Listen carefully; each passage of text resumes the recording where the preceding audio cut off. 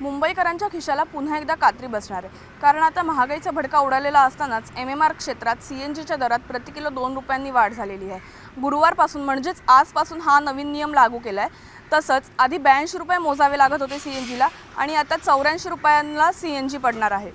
महानगर गॅस लिमिटेडने घेतलेल्या या निर्णयामुळे मुंबई, ठाणे आणि नवी मुंबई येथील लाखो वाहनधारकांना मोठा झटका बसला आहे।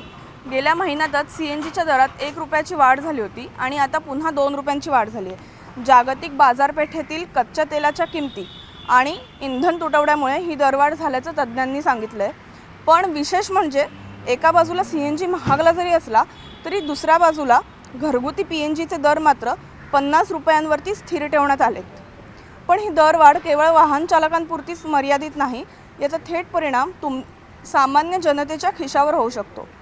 सीएनजी महागल्यामुळे आता मुंबईतील रिक्षा आणि टॅक्सी संघटनांनी भाडेवाढीची मागणी लावून धरली आहे। मुंबई रिक्षा चालक संघटनेचे नेते थम्पी कुरियन आणि ऑटो रिक्षाच्या भाड्यात किमान 1 रुपयांनी वाढ करावी यासाठी मागणी केली आहे, तर टॅक्सी संघटना 2 रुपये दरवाढीसाठी आग्रही आहेत। याच संदर्भात आज परिवहन आयुक्तांसोबत महत्त्वाची बैठक पार पडणार आहे।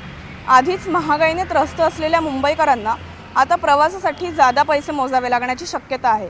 जर टॅक्सी रिक्षाची भाडेवाढ मंजूर झाली तर त्याचा मोठा फटका रोज प्रवास करणाऱ्या चाकरमान्यांना बसेल। आता सरकार आणि परिवहन विभाग यावर काय तोडगा काढणार हे पाहणं महत्त्वाचं ठरणार आहे। व्हिडिओ जर्नलिस्ट सुधीर जाधवसह मी वैदेही कर्णिक, न्यूज 18 मराठी, मुंबई।